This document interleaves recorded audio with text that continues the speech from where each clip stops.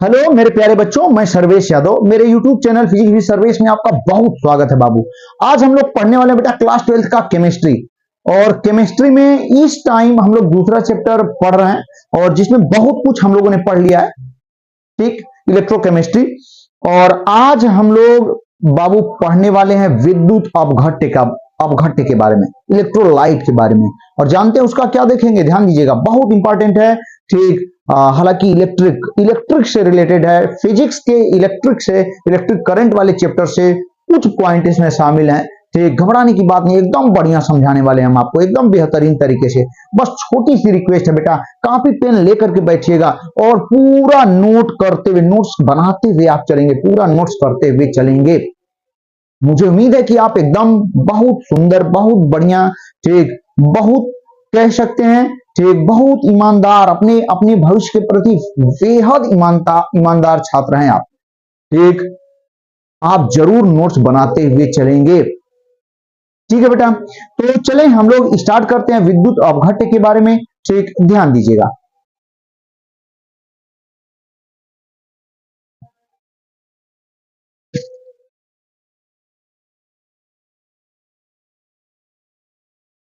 हाँ देखिए बेटा, तो विद्युत अपघट्य, ठीक, दो चीजें होती हैं, दोनों में विद्युत धारा प्रवाहित हो सकती है, दोनों में आवेश का प्रवाह होता है। एक को हम लोग कहते हैं विद्युत चालक और दूसरे को हम लोग विद्युत अपघट्य कहते हैं। यदि ठोस अवस्था है, ठीक, और उसमें विद्युत आवेश प्रवाहित हो रहा है, ठीक, तो उसे हम लोग क्या कहते हैं, विद्युत चालक। और यदि द्रव अवस्था है, उसमें भी आवेश का प्रवाह हो रहा है, तो उसे हम लोग विद्युत अपघट्य कहते हैं, इलेक्ट्रोलाइट कहते हैं बाबू, ठीक। और यदि बेटा ठोस अवस्था है, ऐसे ही बता देते हैं हम आपको, यदि ठोस अवस्था है तो उसका अध्ययन हम लोग फिजिक्स में पढ़ते हैं, विद्युत चालक के रूप में फिजिक्स में पढ़ते हैं। लेकिन जो द्रव अवस्था है, यानी विद्युत अपघट्य, द्रव अवस्था में चालक है तो विद्युत अपघट्य है, ठीक, उसका अध्ययन हम लोग कहां पढ़ते हैं, केमिस्ट्री में। और इसी ठीक केमिस्ट्री में हम लोग पढ़ने वाले हैं। तो आप याद रखेंगे, एकदम ध्यान दीजिएगा, जब भी केमिस्ट्री की बात आ रही है, यहां पर वो भी इलेक्ट्रोकेमिस्ट्री, तो यदि, ठीक, हम विद्युत प्रतिरोध, चालकता, विशिष्ट चालकता, ठीक, ये सब पढ़ रहे हैं तो आप समझ जाएंगे विद्युत अपघट्य के बारे में बात चल रही है, ठीक, उसके इन गुणों को हम लोग पढ़ रहे हैं। और जब फिजिक्स में जाएंगे तो आप समझ जाएंगे कि ठोस अवस्था में कोई चालक है, कोई तार है लोहे का, ठीक, चांदी का, तांबे का, एल्यूमिनियम का तार है, उसमें, ठीक, धारा प्रवाहित हो रही है और उसमें वैद्युत प्रतिरोध, उसके सारे गुणों का अध्ययन वहां पे करते हैं। तो यहां पे विद्युत अपघट्य बेटा, ठीक, ध्यान दीजिएगा, मेरी बात समझे, दोनों में बस एक विशेष अंतर है, वो एकदम याद रखिएगा। सबसे पहले तो दोनों में आवेश का प्रवाह होता है, चाहे विद्युत अपघट्य ले लें केमिस्ट्री में, चाहे फिजिक्स में विद्युत चालक ले लें, दोनों में ही बाबू आवेश का प्रवाह होता है, दोनों में ही विद्युत धारा का प्रवाह होता है। बस एक डिफरेंस है, ध्यान दीजिएगा, कोई पूछेगा एकदम बताइएगा, ठीक। वो डिफरेंस क्या है बेटा, कि विद्युत चालक में आवेश के प्रवाह का जो कारण होता है, यानी आवेश को जो लेकर चलता है, वो इलेक्ट्रॉन होते हैं, ठीक। इलेक्ट्रॉनों के प्रवाह के कारण विद्युत धारा, विद्युत आवेश का प्रवाह होता है, किसमें, वैद्युत चालकों में, ठीक। जबकि वैद्युत अपघट्यों में आवेश और विद्युत धारा का प्रवाह बाबू किसके द्वारा होता है, जानते हैं, आयनों के द्वारा होता है, आयंस, देख, ions are responsible for flowing current और flowing charge inside the electrolyte, ठीक। मतलब इलेक्ट्रोलाइट के अंदर इलेक्ट्रिक करंट के फ्लो या इलेक्ट्रिक चार्ज के फ्लो का जो रिस्पॉन्सिबल है, मतलब कारण है, रीजन है, वो किसका प्रवाह, आयनों का, ठीक। तो आयनों के प्रवाह के कारण विद्युत धारा या विद्युत आवेश का प्रवाह किसके अंदर होता है, इलेक्ट्रोलाइट के अंदर होता है, यानी वैद्युत अपघट्यों के अंदर होता है, इलेक्ट्रोलाइट्स के अंदर। जबकि, ठीक, इलेक्ट्रॉनों के प्रवाह के कारण वैद्युत चालकों में वैद्युत आवेश और वैद्युत धारा का प्रवाह होता है, एकदम याद रखिएगा, ठीक। और दोनों के पास ही वैद्युत प्रतिरोध होता है, दोनों के पास ही बेटा चालकत्व होता है, दोनों के पास ही विशिष्ट प्रतिरोध या धारक प्रतिरोधकता होती है, दोनों के पास ही, ठीक, क्या होता है, विशिष्ट चालकत्व होता है, दोनों के पास, ठीक। तो इन चारों पॉइंटों को हम लोग विद्युत अपघट्य में पढ़ेंगे और वहां तो हम जब इलेक्ट्रिक करंट पढ़ेंगे तो वहां भी पढ़ेंगे ये सारी चीजें, ठीक। तो हम लोग यहाँ पे थोड़ा थोड़ा अंतर है, बहुत ज्यादा नहीं, बहुत माइन्यूट, थोड़ा थोड़ा डिफरेंस मिलेगा आपको हल्का सा।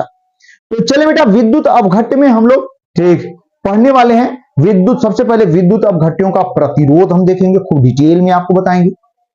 फिर वो विद्युत अपघट्यों का ठीक ध्यान दें चालकत्व कंडक्टेंस हम लोग देखेंगे। फिर विद्युत अपघट्यों का प्रतिरोधकता या विशिष्ट प्रतिरोध हम लोग देखेंगे।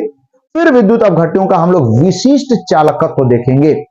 ये 4 पॉइंट आप डिटेल में आज देखने वाले हैं और काफी बेहतरीन है। हमें उम्मीद है कि आप एकदम सीरियस हैं बेटा, ठीक, अपने फ्यूचर के प्रति और नोट्स बनाते चलेंगे। ठीक, बार बार हम रिक्वेस्ट कर रहे हैं आपसे, हाथ जोड़कर प्रार्थना बेटा, लिखते हुए चलिए आप एकदम, ठीक, मजा आएगा, ध्यान दीजिएगा। तो बाबू हो ठीक, हम लोग देख रहे हैं यहाँ पे हमारी हेडिंग हो जाती है। ठीक, सबसे पहली हेडिंग यहां पे हम लोग देखने वाले हैं विद्युत चालकत्व का प्रतिरोध, विद्युत अपघट्यों का प्रतिरोध। ध्यान दें, हमारी हेडिंग है बाबू विद्युत अप, ध्यान दें बेटा, विद्युत अपघट्यों का क्या चीज, प्रतिरोध। ठीक, विद्युत अपघट्यों का प्रतिरोध यानी द्रव अवस्था में है ये, ठीक, और इनका प्रतिरोध हम लोग देखेंगे। ठीक, हम इंग्लिश में कह सकते हैं इलेक्ट्रिक रेसिस्टेंस या रेसिस्टेंस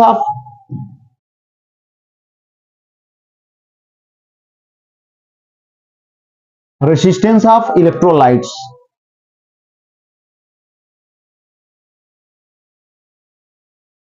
ठीक, एकदम बढ़िया, रेसिस्टेंस ऑफ इलेक्ट्रोलाइट्स, ठीक, एकदम मस्त। ठीक भैया हो, इससे भी, इनको भी हम कैपिटल आर से ही प्रदर्शित करेंगे। तो जानते हैं वैद्युत अपघट्यों का प्रतिरोध क्या होता है। वैद्युत अपघट्यों में ठीक विद्युत धारा के मार्ग में, हम ऐसे कह सकते हैं, जब विद्युत अपघट्यों में विद्युत धारा प्रवाहित होती है तो विद्युत अपघट्यों द्वारा धारा के मार्ग में उत्पन्न बाधा को ही विद्युत अपघट्यों का प्रतिरोध कहते हैं।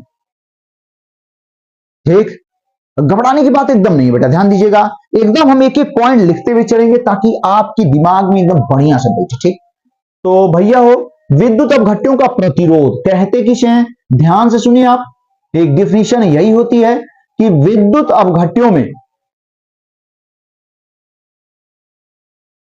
देखें, विद्युत अपघट्यों में, विद्युत अपघट्यों में बाबू हो प्रवाहित धारा के मार्ग में ठीक उत्पन्न बाधा को, ध्यान दें बेटा, उत्पन्न बाधा को ही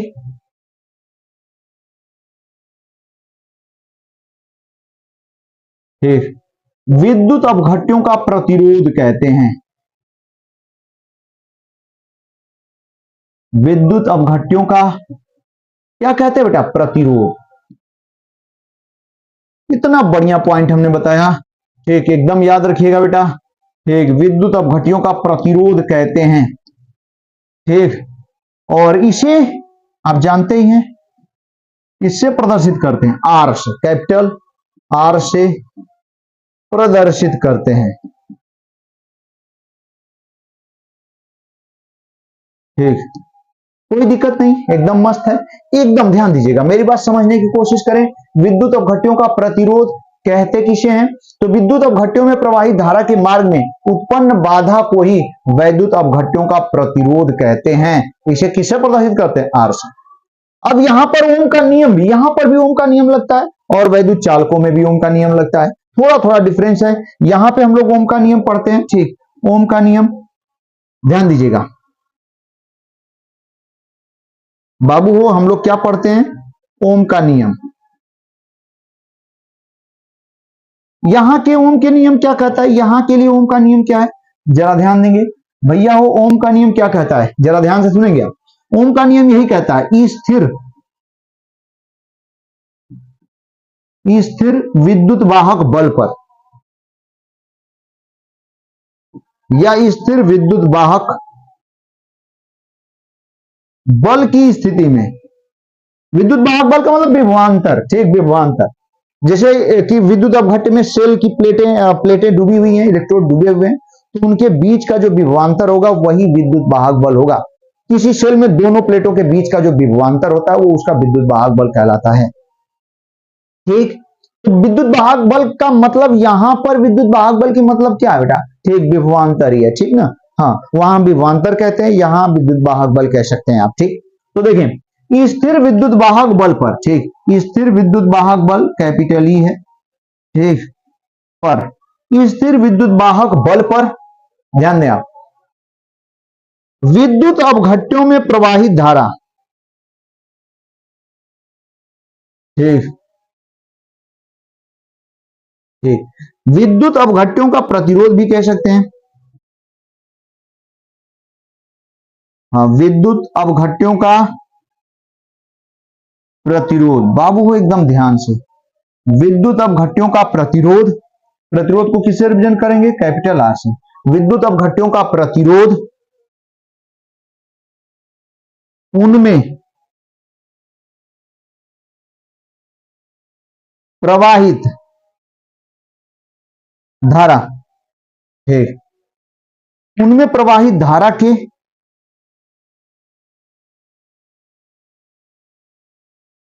हाँ, उनमें प्रवाहित धारा के बेटा व्युत्क्रमानुपाती होती है या होता है। ठीक, एकदम बढ़िया, ठीक, धारा आप समझ ही गए होंगे, कैपिटल आई से दिखा देते हैं यहाँ पे। ठीक, ये स्थिति है।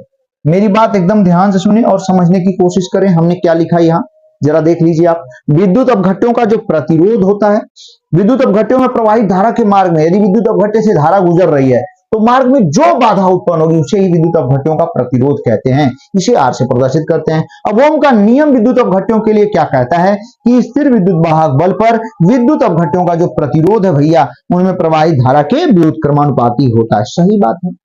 अब आप सोच सकते हैं बेटा कि स्थिर विद्युत वाहक बल का मतलब विभवांतर नहीं बदलना चाहिए, तो इस स्थिति में एक आप सोच सकते हैं जितना ज्यादा प्रतिरोध होगा उतना कम धारा प्रवाहित होगी।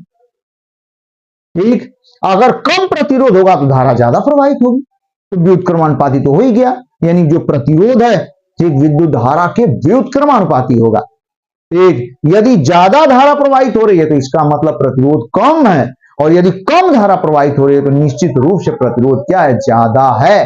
कब? विद्युत वाहक बल क्या होना चाहिए? स्थिर। ठीक, यानी विभवांतर स्थिर होना चाहिए। ठीक बाबू, तो देखें यहां पे हम लोग कह सकते हैं बेटा, इसका मतलब R is inversely proportional to I, लिख सकते हैं, एकदम लिख सकते हैं। अगर आर बराबर रखना चाह रहे हैं यहाँ पे बराबर, तो जिसको कांस्टेंट किए हैं, जिसको स्थिर किए हुए हैं, उसकी वैल्यू रखना पड़ेगा आपको। ठीक, तो स्थिर विद्युत वाहक बल, यहाँ विद्युत वाहक बल स्थिर है तो कांस्टेंट के रूप में कौन यूज होगा? विद्युत वाहक बल, कैपिटल ई। तो आर इज इक्वल टू बेटा क्या हो जाएगा? ई अपान आई। यही चीज हम लोग ठीक वैद्युत चालकों में पढ़ते हैं, R is equal to V upon I. वहां विभवांतर है, यहाँ विद्युत वाहक बल, हालांकि वहां भी विद्युत वाहक बल लिख सकते हैं, कोई दिक्कत नहीं है। ठीक, ये चीज है। तो आर इज इक्वल टू ई अपान आई। ठीक, आर इज इक्वल टू ई अपान आई, ये होता है। ठीक, आर इज इक्वल टू ई अपान आई, एकदम बढ़िया। अब देखिए बेटा, यहाँ पे ई विद्युत वाहक बल है, आई धारा है, आर प्रतिरोध है, तो लगातार यहां भी हमने लिखा हुआ है, तो अलग से लिखने की जरूरत नहीं है। यहां से बेटा आर का मात्रक हम लोग निकाल लेते हैं। आर का मात्रक, ठीक, बराबर आर का मात्रक जब निकालेंगे तो ये बराबर क्या होगा? जानते हैं ई विद्युत वाहक बल है, यानी विभवांतर है, विभवांतर का मात्रक वोल्ट होता है। ठीक, हम लोग खूब बढ़िया से जानते हैं, पढ़ चुके हैं, फिजिक्स में भी पढ़े हुए हैं। ठीक, वोल्ट, और धारा का मात्रक एम्पियर। बाबू हो, यहाँ पे आर का मात्रक वोल्ट प्रति एम्पियर होगा। ठीक, इसी को भैया हो, या इसी को क्या कहते हैं? इसी को ओम कहते हैं, और जानते हैं ऐसे रिप्रेजेंट भी करते हैं इसको। ठीक, आर का मात्रक वोल्ट प्रति एम्पियर या ओम होता है। हमें उम्मीद है कि आप नहीं भूलेंगे, सब आसान चीजें हैं, बहुत कठिन नहीं है। एक विद्युत अपघट्यों का प्रतिरोध, एक पॉइंट हमने समाप्त किया। अब विद्युत अपघट्यों का इसका ठीक उल्टा वाला, यानी विद्युत अपघट्यों का चालकत्व तो पढ़ेंगे, कंडक्टेंस ऑफ इलेक्ट्रोलाइट्स। ठीक ना, तो देखें अब दूसरे पॉइंट में हम लोग पहुंचते हैं बेटा। ठीक, दूसरे पॉइंट में हम लोग हेडिंग देते हैं विद्युत अपघट्यों का चालकत्व। ध्यान दीजिएगा, ये सब गुण है विद्युत अपघट्यों का, और इनको आप जानते रहेंगे तभी आगे की चीजें आपको बढ़िया समझ में आएंगी।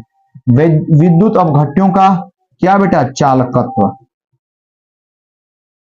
ठीक, चालकत्व हम इंग्लिश में क्या लिख सकते हैं, वो कंडक्टेंस ऑफ इलेक्ट्रोलाइट। ठीक, कंडक्टेंस ऑफ इलेक्ट्रोलाइट्स, ठीक ना। ये विद्युत चालकत्वों, सॉरी, विद्युत अपघट्यों का क्या है, चालकत्व। तो विद्युत अपघट्यों का चालकत्व क्या है, एकदम आसान, इसी का उल्टा बेटा, इसी का उल्टा हो भैया। ठीक, तो डेफिनेशन एकदम आसान, डेफिनेशन कितनी सुंदर और एकदम आसान बन रही है। हम कह सकते हैं, ठीक, हाँ, विद्युत प्रतिरोध के व्युत्क्रम को, विद्युत, ध्यान दे बाबू, विद्युत प्रतिरोध के किसको हो, व्युत्क्रम को। हाँ, विद्युत प्रतिरोध के व्युत्क्रम को चालकत्व कहते हैं, चालकत्व कहते हैं। यहां लिख दे रहे हैं, आपको उम्मीद है कि समझ में आ जाएगा। ठीक, एकदम बढ़िया। विद्युत प्रतिरोध के व्युत्क्रम को चालकत्व कहते हैं। ठीक है, ठीक है बेटा, ठीक है बाबू, ठीक है, एकदम बढ़िया। ठीक, देखें, विद्युत प्रतिरोध के व्युत्क्रम को चालकत्व कहते हैं। ठीक, और यहां पर चालकत्व बराबर क्या हो जाएगा, जरा ध्यान दीजिएगा। हाँ, चालकत्व कहते हैं, इसे कैपिटल जी से प्रदर्शित करते हैं भैया। इसे किसे हो, कैपिटल जी से। कैपिटल जी से प्रदर्शित करते हैं बाबू। ठीक, हमें उम्मीद है कि आपको अब समझ में आ रहा होगा। ठीक, इसे कैपिटल जी से प्रदर्शित करते हैं। अब देखें, इसका मतलब हम लोग क्या लिख सकते हैं, कैपिटल जी बराबर, यानी एक बार ऐसे लिख देते हैं, चालकत्व बराबर, ठीक, चालकत्व बराबर 1 प्रतिरोध। सही है, एकदम सही है, थोड़ा सा भी डाउट नहीं होना चाहिए बेटा। ठीक, 1 प्रतिरोध। अब चालकत्व को किससे रिप्रेजेंट कर रहे हैं यहाँ पे, कैपिटल जी से। Capital G is equal to बाबू हो 1/r हो जाएगा। ठीक, कोई दिक्कत नहीं होनी चाहिए। Capital G is equal to क्या होता है, 1/r। ठीक, या एक स्टेप बढ़ाना चाहे तो आप बढ़ा सकते हैं, capital G is equal to R की जगह क्या लिख सकते हैं बेटा, ठीक, 1/e क्या आई। सही है, यानी कैपिटल जी का एक और फार्मूला, आई कहां भाग जाएगा, ऊपर, तो I/, क्या हो जाएगा बेटा, ई। ठीक, कैपिटल जी बराबर I/e, दोनों ही है। ठीक ना, याद रखिएगा। अब यहां से ठीक, चालकत्व का मात्रक हम लोग देखने वाले हैं, यानी कैपिटल जी का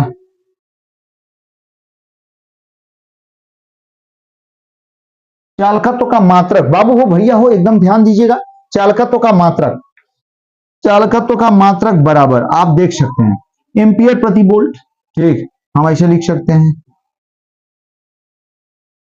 एम्पियर प्रति वोल्ट भैया हो, या ध्यान दें आप, एम्पियर प्रति वोल्ट प्रति एम्पियर को ओम कहे हैं, तो एम्पियर प्रति वोल्ट ओम इनवर्स हो जाएगा कि नहीं, या इसी को लिख सकते हैं बेटा ओम इनवर्स।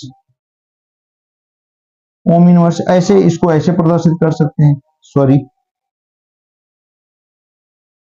भैया ध्यान दीजिएगा, इसे हम लोग कैसे प्रदर्शित करते हैं, ऐसे ऐसे प्रदर्शित कर सकते हैं, या इसी को एक और नाम दे दिया जाता है बेटा, ठीक, साइमन। ओम इनवर्स जहां दिखाई दे तो इसे क्या लिख सकते हैं, साइमन, वैज्ञानिकों के नाम पर ये सब दिए गए हैं। ठीक ना, तो साइमन, ओम इनवर्स कहें या ऐसे दिख जाए तो इसे साइमन लिख सकते हैं। तो विद्युत चालकत्व के बारे में, यानी वैद्युत अपघट्यों का चालकत्व भी हमने आपको समझा दिया। वैद्युत अपघट्यों का प्रतिरोध हमने देख लिया, वैद्युत अपघट्यों का चालकत्व देख लिया बेटा। अब जो पढ़ाएंगे वो थोड़ा सा कठिन है और काफी इंपॉर्टेंट है, एक महत्वपूर्ण है। तो अगला जो टॉपिक हम लोग के सामने आ रहा है बाबू हो भैया हो, ठीक, वो आ जा रहा है, क्या जानते हैं आप, ठीक, वो आ रहा है भैया, ठीक, हेडिंग हमारी हो जाती है, तीसरे पॉइंट में हम लोग चल रहे हैं। अगर पॉइंट देना चाहें तब भी बहुत बढ़िया है। ठीक, हम लोग इसको पहला पॉइंट मान सकते हैं, और इसे हम लोग कौन सा, दूसरा पॉइंट मान सकते हैं बेटा। और अब हम लोग पढ़ने वाले हैं तीसरा पॉइंट। ठीक, विद्युत अपघट्यों का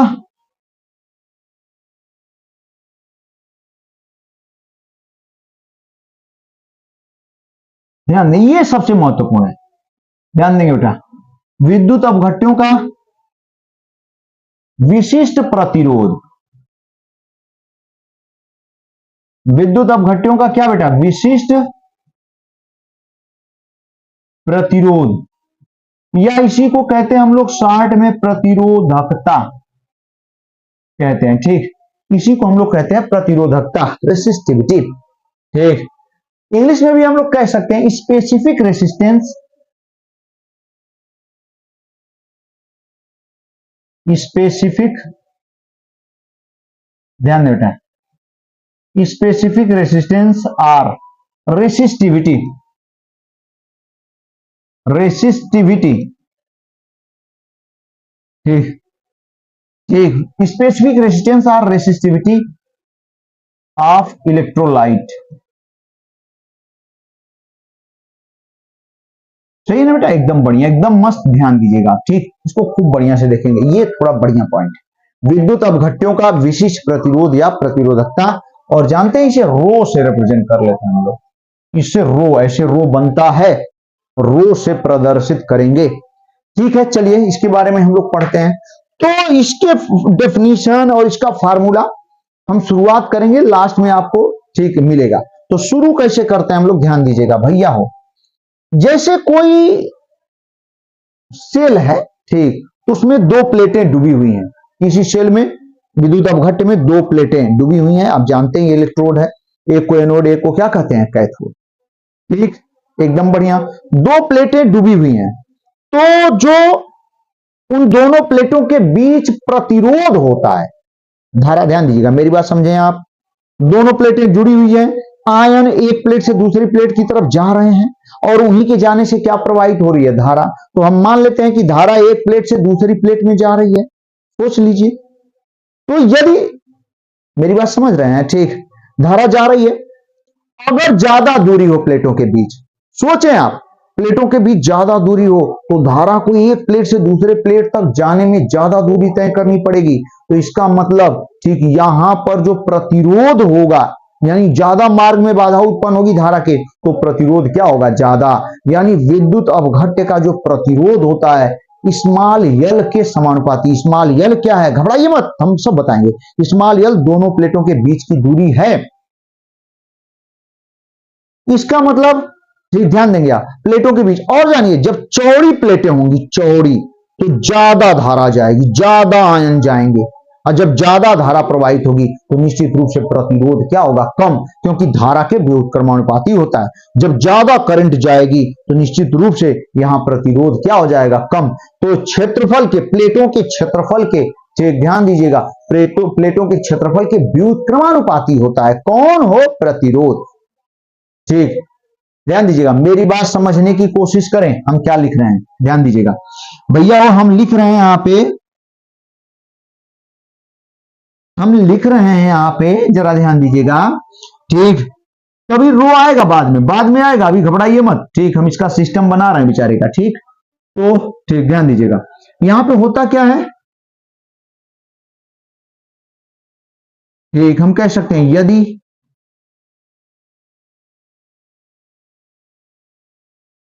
किसी विद्युत अपघट्य में, ध्यान दें बेटा, किसी विद्युत अपघट्य में, यदि किसी विद्युत अपघट्य में, ठीक,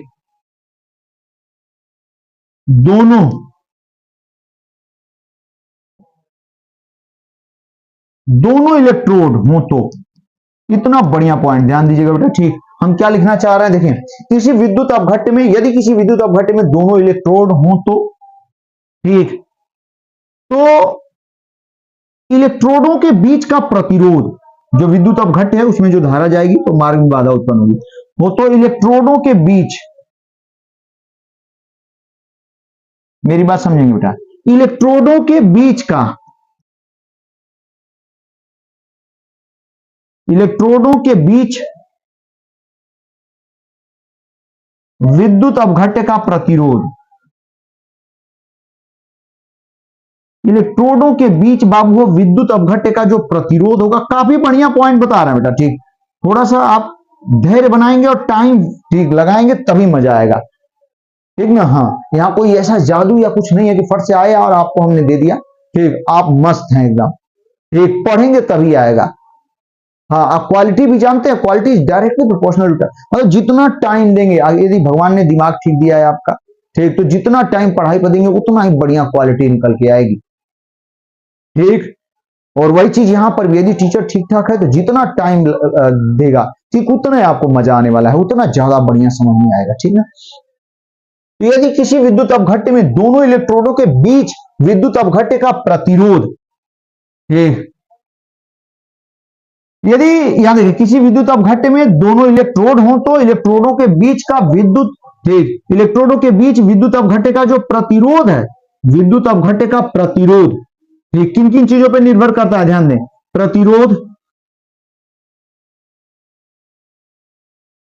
इलेक्ट्रोडों के बीच की दूरी बेटा, ठीक, इलेक्ट्रोडों के बीच की दूरी क्या है, स्मॉल एल, स्मॉल एल के समानुपाती, सही बात है, एकदम सही, अभी अभी हमने समझाया। अगर इलेक्ट्रोडों के बीच की दूरी जितना ज्यादा रहेगी, जितना ज्यादा दूरी पर इलेक्ट्रोड रहेंगे सेल के अंदर जो दोनों प्लेटें हैं, जितना ज्यादा दूरी, तो आयन को एक, ठीक, अंदर एक प्लेट से दूसरे प्लेट पर जाने में विद्युत अपघट्य से होकर ज्यादा दूरी तय करनी होगी, और ज्यादा दूरी तय करनी होगी तो ज्यादा बाधा उत्पन्न होगी, यानी प्रतिरोध क्या होगा, ज्यादा। इसमें तो कोई दिक्कत नहीं। अगर प्लेटें चौड़ी हैं तो ज्यादा आयंस जाएंगे एक प्लेट से दूसरे प्लेट पर, यानी विद्युत धारा ज्यादा प्रवाहित होगी, और जब विद्युत धारा ज्यादा प्रवाहित होती है बाबू, तो विद्युत प्रतिरोध कम होगा, व्युत्क्रमणपाती होता है, अभी पढ़ा हुआ है हम लोगों ने, ठीक। यल के समानुपाती, जबकि इलेक्ट्रोडों के क्षेत्रफल के, भैया, जबकि इलेक्ट्रोडों के क्षेत्रफल के, इलेक्ट्रोडों के क्षेत्रफल के, क्षेत्रफल का मतलब किससे किससे रिप्रेजेंट करेंगे, ए से बेटा, ठीक, ध्यान दीजिएगा, किससे प्रदर्शित करेंगे, ए से। इलेक्ट्रोडों के क्षेत्रफल यानी ए के व्युत्क्रमानुपाती होता है, हाँ, व्युत्क्रमानुपाती होता है। इतनी चीज तो आपको समझ में आ ही रही होगी बाबू, ठीक, एकदम बढ़िया, खूब ध्यान से देखें इसको, इतनी चीज हम लोगों ने देख लिया। चलें अब, ठीक, इसको हम फार्मूले के रूप में अगले पेज पर लिखते हैं इसी को, ठीक। इसमें क्या बताया जा रहा है, जो प्रतिरोध है लंबाई यल के, यानी बीच की दूरी, इलेक्ट्रॉनों के बीच की दूरी यल के समानुपाती, जबकि इलेक्ट्रॉनों के क्षेत्रफल के व्युत्क्रमानुपाती है। कैसे होता है, अभी अभी 2-3 बार हमने समझाया, ठीक। अब देखें नए पेज पे चलते हैं बेटा, ठीक। अब नए पेज पे जो विद्युत अपघट्य का प्रतिरोध होता है बाबू भैया हो, जो विद्युत अपघट्य का प्रतिरोध होता है R is directly proportional to L, दूरी जितना ज्यादा रहेगी प्रतिरोध उतना ही ज्यादा रहेगा, और R is inversely proportional to A, एकदम कोई दिक्कत नहीं। अगर हम दोनों को एक साथ लिखें तो हम यहां पे लिख सकते हैं बाबू हो, R is directly proportional to L upon A, कोई दिक्कत नहीं होनी चाहिए, किसी को भी कोई दिक्कत नहीं होनी चाहिए, R is directly proportional to L by A, सही है, कोई दिक्कत नहीं।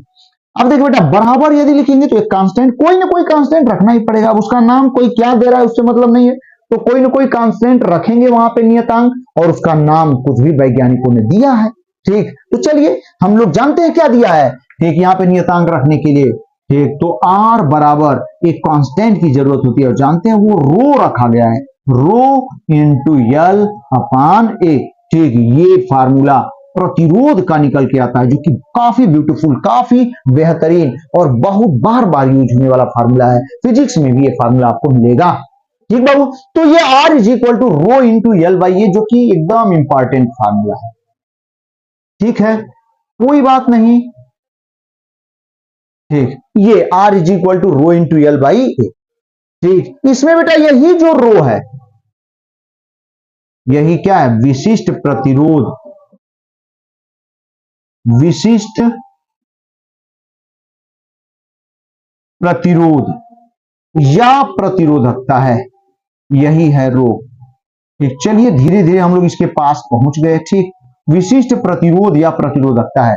अब रो का फार्मूला आप बनाइए, कितना बढ़िया। अब यहां से बेटा रो इज इक्वल टू ये कहां जाएगा, R into A by L हो जाएगा कि नहीं, R इंटू, अब परिभाषा की बारी आ गई है, rho is equal to R into A by L. ठीक, देखिए R into A by L हो गया, ठीक है, बढ़िया बढ़िया एकदम मस्त। अब हम लोग डेफिनेशन इसकी बनाएंगे, एक फिगर की सहायता से इसकी परिभाषा हम बनाने वाले हैं। तो जरा ध्यान दीजिएगा। ठीक, मान लेते हैं दोनों प्लेटें हैं। ठीक, कैसे, तो एक एक एक घन बना लेते हैं, उससे क्लियर हो जाएगा।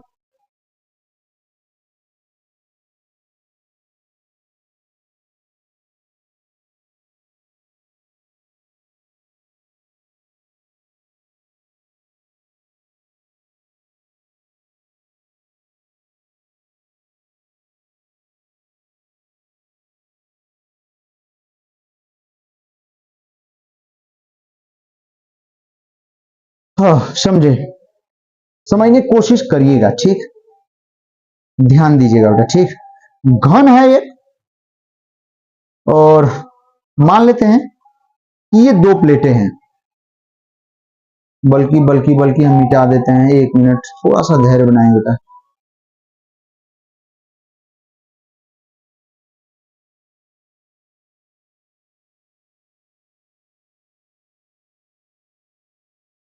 ठीक,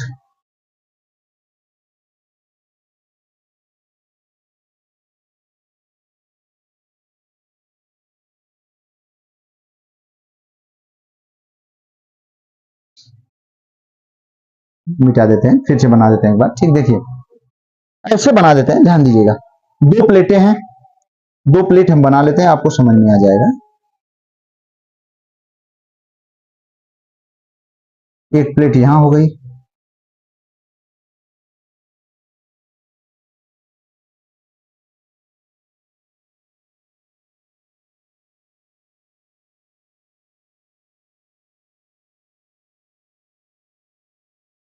ठीक, ये दोनों प्लेटें हैं। ठीक है,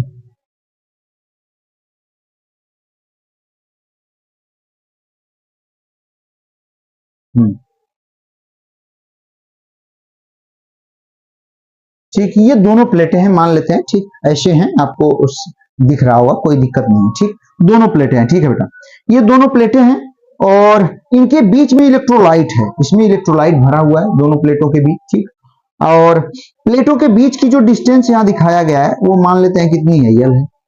ठीक, और प्लेटों का जो एरिया है वो मान लेते हैं कैपिटल ए है। ठीक, ये प्लेट्स है, ठीक, दोनों प्लेट है, इनका एरिया कैपिटल ए है।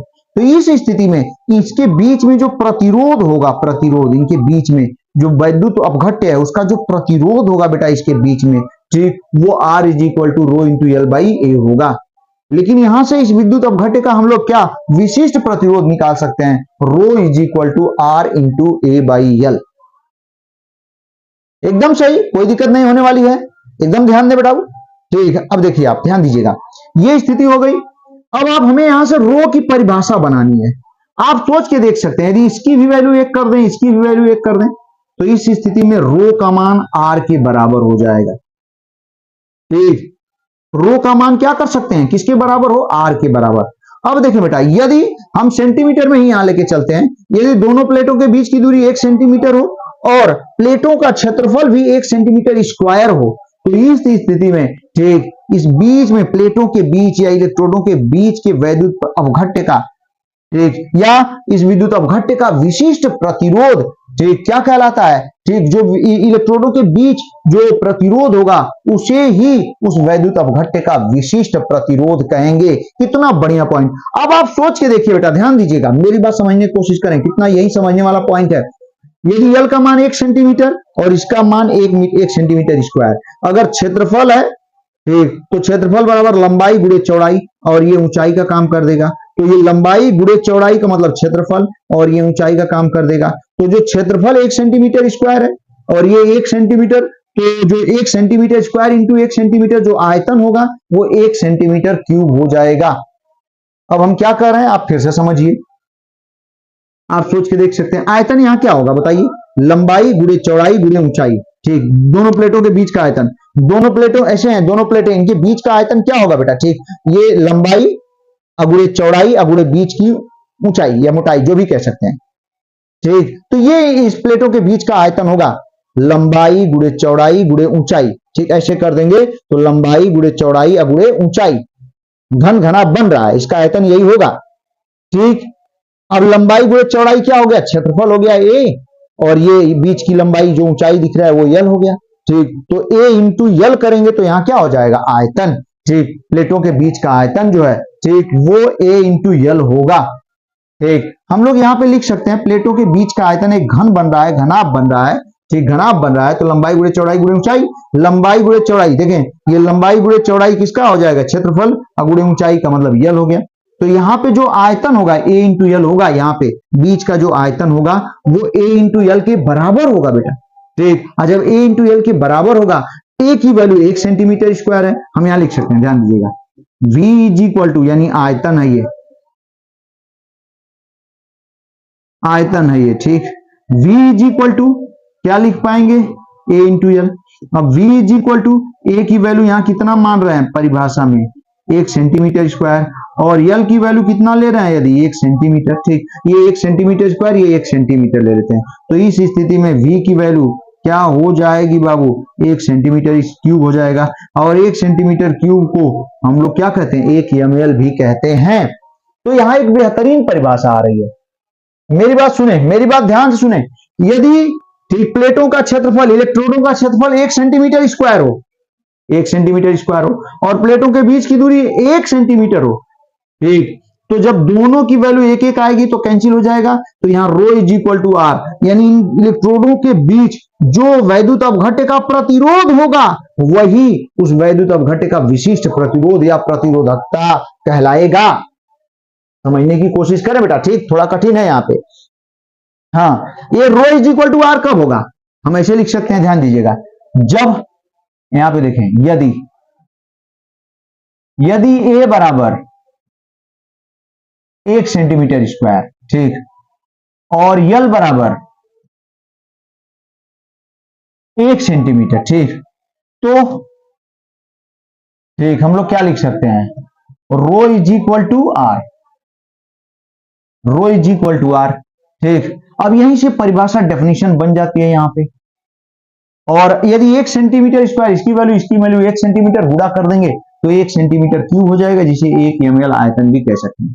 ठीक, तो हम ऐसे भी कह सकते हैं, ठीक, किसी विद्युत अपघट्य का, परिभाषा यहां थोड़ा चेंज करेंगे। ठीक, हालांकि दो तरीके से लिख सकते हैं आप, ठीक, दो तरीके से लिख सकते हैं, कोई दिक्कत नहीं, लेकिन जो बढ़िया है वही लिख रहे हैं, जो कि आपके एग्जाम में भी ठीक यही लिखना होगा। ध्यान दें, परिभाषा क्या बनेगी यहां पे, हम ऐसे लिख सकते हैं, किसी वैद्युत अपघट्य के, किसी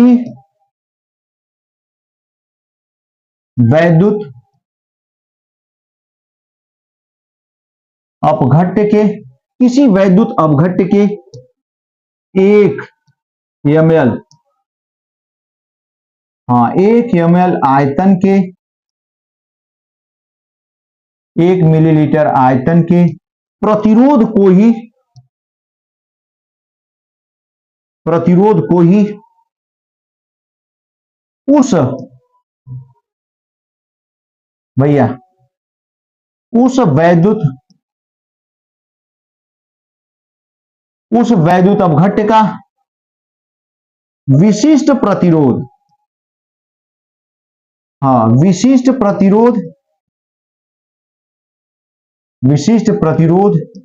या प्रतिरोधकता कहते हैं हो भैया, विशिष्ट प्रतिरोध या क्या कहते हैं, प्रतिरोधकता कहते हैं। सही लिख रहे हैं हम लोग, एकदम बढ़िया भैया, ठीक, यही है। 1 ml कैसे बना, यहां लोग नहीं समझ पाते हैं, बहुत जगह नहीं समझ में आता है कि ठीक ये क्यों परिभाषा कैसे आ गई, और हम समझाने की कोशिश कर रहे हैं बेटा। ठीक, यदि क्षेत्रफल 1 सेंटीमीटर स्क्वायर ले लेंगे और लंबाई 1 सेंटीमीटर ले लेंगे तो दोनों की वैल्यू 1 हो जाएगी, रो इज इक्वल टू आर, हालांकि ओम सेंटीमीटर में इसका मात्रक आएगा। ठीक, लेकिन देखें रो इज इक्वल टू आर हो जाएगा, इसका मतलब यदि इलेक्ट्रोडों का क्षेत्रफल 1 सेंटीमीटर स्क्वायर और उनके बीच की दूरी, ध्यान दीजिएगा, 1 सेंटीमीटर हो, तो इस स्थिति में इलेक्ट्रोडों के बीच विद्युत अपघट्य, ठीक, उपस्थित विद्युत अपघट्य का जो प्रतिरोध होगा उसे ही उस विद्युत अपघट्य का क्या कहेंगे? उस विद्युत अपघट्य का विशिष्ट प्रतिरोध। या हालांकि इस स्थिति में जब 1 सेंटीमीटर प्लेटों के बीच की दूरी है और क्षेत्रफल 1 सेंटीमीटर स्क्वायर है, तो इस स्थिति में बेटा इलेक्ट्रोडों के बीच जो आयतन है दोनों इलेक्ट्रोडों के बीच, वो 1 ml आयतन होगा, क्योंकि 1 सेंटीमीटर स्क्वायर में 1 सेंटीमीटर का गुणा करेंगे तो 1 सेंटीमीटर क्यूब हो जाएगा, जो कि हमने यहां बताने की कोशिश किया है। और 1 सेंटीमीटर क्यूब आयतन यानी 1 घन सेंटीमीटर आयतन को 1 ml आयतन भी कहते हैं। तो यदि किसी विद्युत अपघट्य के 1 ml 1 मिलीलीटर आयतन ठीक का जो प्रतिरोध होगा, उसे ही उस विद्युत अपघट्य का हम लोग क्या कहेंगे बाबू? विशिष्ट प्रतिरोध या प्रतिरोधकता, रो। ठीक है, एकदम बढ़िया, आप समझ में आ गया होगा आपको। ठीक, मेरी बातों का ध्यान दीजिएगा। ठीक, अब यहां ठीक रो का मात्रक, रो का मात्रक हम लोग बनाने वाले हैं। ठीक, रो का मात्रक तो एक बार फिर हम लोग लिख लेते हैं, rho is equal to R into A by L से, सही है। अब यहां से रो का मात्रक जो हम लोगों को दिखाई दे रहा है बाबू, ध्यान दीजिएगा, रो का मात्रक बराबर R, R का मात्रक क्या हो गया बेटा? ओम, इंटू ए का मात्रक हम लोग क्या लिख पाएंगे? सेंटीमीटर स्क्वायर, और नीचे यल है तो क्या लिख पाएंगे बेटा? सेंटीमीटर। ठीक, अब 1 सेंटीमीटर स्क्वायर से कैंसिल हो जाएगा। ठीक है, 1 सेंटीमीटर ऊपर बचेगा, तो यहां पे बाबू हो जो रो का मात्रक निकल के आता है, रो का मात्रक बराबर क्या निकल के आता है? एकदम कभी नहीं भूलेंगे आप, ओम सेंटीमीटर होता है। ठीक, ओम सेंटीमीटर यहाँ पे रो का मात्रक होता है। ठीक है, एकदम बढ़िया। तो इस तरीके से हम लोगों ने ठीक विशिष्ट प्रतिरोध को एकदम कंप्लीट कर लिया। ठीक, हमें उम्मीद है आप कभी नहीं भूलेंगे। ठीक, ये विशिष्ट प्रतिरोध या प्रतिरोधकता के बारे में एकदम डिटेल कर दिया विद्युत अपघट्य के। ठीक, अब भैया हो बाबू हो, अब हम लोग नेक्स्ट पॉइंट और चौथा और लास्ट पॉइंट जो कि सबसे इंपॉर्टेंट है, ध्यान दीजिएगा। चौथा पॉइंट हम लोग देखने वाले हैं। चौथे पॉइंट में हम लोग देखेंगे ठीक विद्युत अपघट्यों का, हाँ विद्युत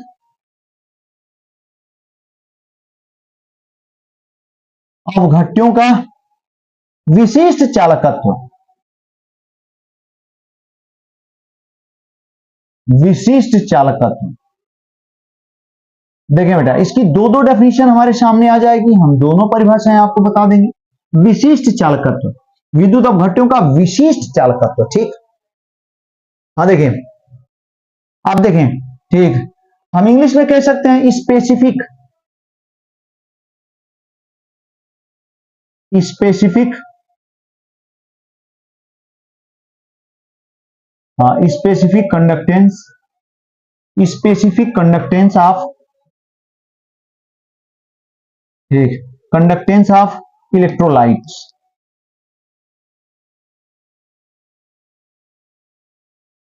ठीक, एकदम बढ़िया, स्पेसिफिक कंडक्टेंस ऑफ इलेक्ट्रोलाइट।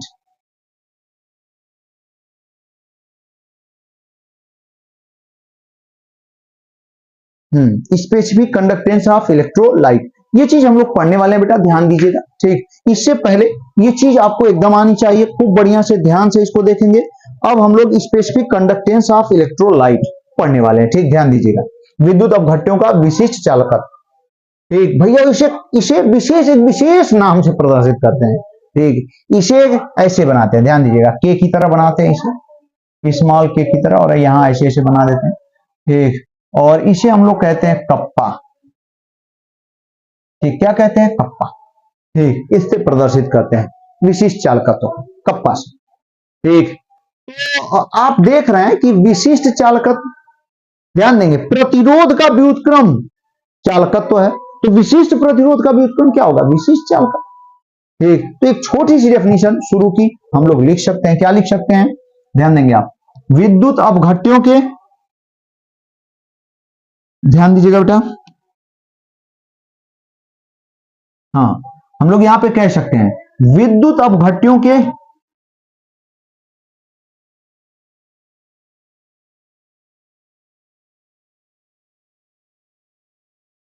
ध्यान दें, कितना बढ़िया पॉइंट, विद्युत अपघट्यों के विशिष्ट प्रतिरोध के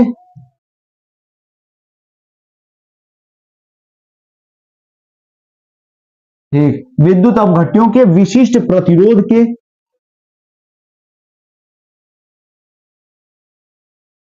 हाँ, व्युत्क्रम को ही, ठीक, विद्युत अपघट्यों के विशिष्ट प्रतिरोध के व्युत्क्रम को ही, ठीक, व्युत्क्रम को ही क्या कहते हैं? विशिष्ट चालकत्व कहते हैं। क्या कहते हैं बेटा? विशिष्ट चालकत्व कहते हैं। एक विशिष्ट चालकत्व कहते हैं, आप समझ रहे होंगे। ठीक, इसे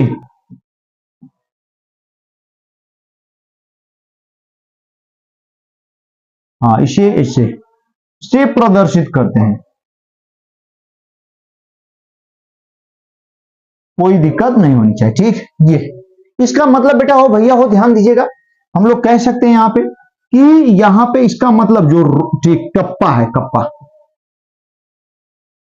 इज इक्वल टू भैया कितना हो जाएगा? 1/ρ। कप्पा इज इक्वल टू बेटा 1/ρ। और डिटेल करेंगे इसको।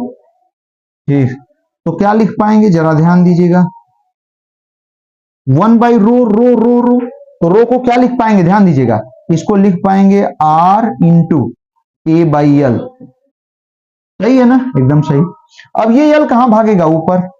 तो कप्पा इज इक्वल टू भैया हो, ध्यान दीजिएगा, इसे क्या लिख सकते हैं? 1/R इंटू क्या L/A। यहां तक कोई दिक्कत नहीं होनी चाहिए। 1/R into L/A। ठीक, एकदम बेहतरीन है। अब जानते हैं ये जो L/A है, ये चीज ध्यान दीजिएगा। ठीक, L/A तो ठीक, जानते हैं, एक नया नाम दे देते हैं। ठीक, डायरेक्ट हम लिख देते हैं L/A इज इक्वल टू, इसे एक नया नाम दे दिया जाता है। और जानते हैं इसे क्या नाम दिया जाता है? सेल नियतांक। सेल के प्लेटों के बीच की दूरी, सॉरी, ठीक, सेल की प्लेटों के बीच की दूरी, सेल की प्लेटों के बीच की दूरी और किसके अनुपात को? सेल के प्लेटों के क्षेत्रफल के अनुपात को हम लोग क्या कहते हैं? सेल नियतांक। भैया ये सेल नियतांक है। ठीक, ये सेल L/A क्या है बेटा? सेल नियतांक है। L/A बाबू हो क्या है? सेल नियतांक है। ठीक ना, आप एकदम याद रखिएगा, L/A क्या है? सेल नियतांक है। ठीक, कोई दिक्कत नहीं होनी चाहिए। तो इसका मतलब कप्पा इज इक्वल टू, ठीक, कप्पा ध्यान दीजिएगा, kappa is equal to 1/R into क्या भैया? सेल नियतांक। सही है, 1/R इंटू सेल नियतांक। चलिए नेक्स्ट पेज पे भी चले जाते हैं हम लोग। ठीक, ध्यान दीजिएगा, यानी अभी अभी हम लोगों ने देखा, फिर से एक बार हल्का सा, कप्पा इज इक्वल टू क्या होता है बेटा? ठीक, कप्पा इज इक्वल टू 1/ρ। ठीक, 1/ρ, 1/ρ को क्या लिख सकते हैं? R into A/L। भैया हो इसको क्या लिख सकते हैं बेटा? ध्यान दीजिएगा, 1/R इंटू L/A। भैया हो L/A को क्या लिख सकते हैं? सेल नियतांक। तो 1/R इंटू क्या लिख पाएंगे बेटा? सेल नियतांक। कोई दिक्कत नहीं होनी चाहिए। और 1/R पहले भी हम लोग पढ़ चुके हैं बाबू। ठीक, 1/R को कैपिटल G से प्रदर्शित करते हैं, आप पढ़े होंगे, चालकत्व। ठीक, तो 1/R इज इक्वल टू हम लोग क्या लिख सकते हैं? कैपिटल G इंटू क्या भैया? सेल नियतांक। एक लाइन में सारा इसका फार्मूला हमने लिख दिया। ठीक, एकदम याद रखिएगा, सभी फार्मूले कप्पा के हैं। ठीक, आप एकदम ध्यान दीजिएगा बेटा। ठीक ना, यानी अगर एक बार और लिखना चाहें हम, किस रूप में, शब्दों के रूप में लिखना चाहें, तो विशिष्ट चालकत्व बराबर, हाँ, विशिष्ट चालकत्व बराबर, लास्ट वाला लिख देते हैं हम। ठीक, विशिष्ट चालकत्व बराबर क्या होता है? ध्यान देंगे, कैपिटल जी को क्या कहते हैं? चालकत्व। ठीक, चालकत्व इंटू क्या लिख पाएंगे बेटा? सेल नियतांक। ठीक ना, सेल नियतांक। सही है ना, एकदम बढ़िया। विशिष्ट चालकत्व इज इक्वल टू क्या लिख पाएंगे? चालकत्व इंटू सेल नियतांक, सेल कांस्टेंट। कोई दिक्कत नहीं होनी चाहिए, एकदम नहीं। यहां से हम कप्पा का मात्रक निकाल लेते हैं। देखेंगे कप्पा का मात्रक, कप्पा का मात्रक, एक 1/ρ है, और रो का मात्रक हम लोग पढ़ चुके हैं, एक ओम सेंटीमीटर होता है। तो 1/ओम सेंटीमीटर, हम ऐसे लिख देंगे 1/ओम सेंटीमीटर पढ़ा हम लोगों ने। ठीक, यही बराबर क्या लिख सकते हैं बाबू, ओम इनवर्स सेंटीमीटर इनवर्स। चाहे तो इसी को क्या लिख सकते हैं, ठीक, ओम इनवर्स सीएम इनवर्स। ठीक ठीक, ध्यान दीजिएगा, ओम इनवर्स को क्या लिख सकते हैं बेटा, साइमन। तो चाहे तो इसे क्या लिख सकते हैं, साइमन। ध्यान दीजिएगा, ठीक, ओम इनवर्स को साइमन, साइमन सेंटीमीटर इनवर्स। ये सब मात्रक हैं किसके, कप्पा के। ठीक, 1/ओम सेंटीमीटर भी लिख सकते हैं, ओम इनवर्स सेंटीमीटर इनवर्स लिख सकते हैं, ऐसे लिख सकते हैं आप। ठीक ना, साइमन सेंटीमीटर इनवर्स लिख सकते हैं। ये सब हो गया। फिर सेल नियतांक हम लोग अभी अभी पढ़ा हम लोगों ने, सेल नियतांक, इसका भी मात्रक यहां सब कुछ क्लियर करके हम लोग आगे बढ़ते हैं बेटा। ठीक, सेल नियतांक यानी कैपिटल जी। ठीक, कैपिटल जी। अब सेल नियतांक बराबर हम लोगों ने क्या देखा, L/A से। ठीक, कैपिटल जी का मात्रक हम लोग यहां निकाल लेते हैं। कैपिटल जी का मात्रक इधर देखें, सेंटीमीटर नीचे है, ऊपर सेंटीमीटर स्क्वायर नीचे, ऊपर सेंटीमीटर, 1 सेंटीमीटर कटेगा, नीचे 1 सेंटीमीटर बचेगा। तो सेल नियतांक का मात्रक कोई पूछेगा तो एकदम स्पष्ट बताइएगा, सेंटीमीटर इनवर्स। ठीक ना, कैपिटल जी या सेल नियतांक का ये मात्रक है। ठीक, हमें उम्मीद है बेटा आपको एकदम भरपूर समझ में आ रहा होगा, खूब मेहनत से हम पढ़ा रहे हैं। ठीक ना, एकदम ध्यान से सुनिए, एक एक चीज को नोट करते हुए चलें। हमें उम्मीद है कि आप एकदम पढ़ने वाले बच्चे हैं बेटा। ठीक, अपने भविष्य का एकदम ध्यान दीजिएगा। ठीक, तो भैया हो, हमने आज का कार्यक्रम समाप्त किया। हमें उम्मीद है कि आज का वीडियो आपको बहुत बढ़िया समझ में आया होगा। ठीक, और एकदम लगे रहें बेटा, पढ़ाई में मस्त रहें, व्यस्त रहें। ठीक ठीक, पूरा वीडियो देखने के लिए बहुत बहुत धन्यवाद, दिल से धन्यवाद। आपका भविष्य उज्जवल हो, आप ठीक ऊंचाइयों को छुए, मेरी यही कामना है, यही मेरी भगवान से प्रार्थना बेटा। ठीक, धन्यवाद।